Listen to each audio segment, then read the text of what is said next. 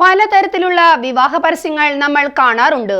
വധുവിനെ തേടിയും വരനെ തേടിയും വിവിധ ജാതിമത വിഭാഗങ്ങളുടെ പേരിലും അല്ലാതെയും നിരവധി പരസ്യങ്ങളും വരാറുണ്ട്. എന്നാൽ അതിൽ നിന്നെല്ലാം മാറി വ്യത്യസ്തമായി ഒരു ഇംഗ്ലീഷ് ദിനപത്രത്തിൽ വന്ന പരസ്യമാണ് ഇന്ന് സോഷ്യൽ മീഡിയയിൽ ചർച്ചാ വിഷയമാകുന്നത്. പെൺകുട്ടിക്ക് വരനെ ആവശ്യമുണ്ട് എന്നതാണ് പരസ്യം.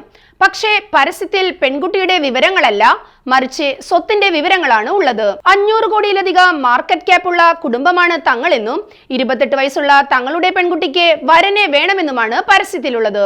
ബന്ധപ്പെടാനായി ഒരു നമ്പറും താഴെ കൊടുത്തിട്ടുണ്ട്.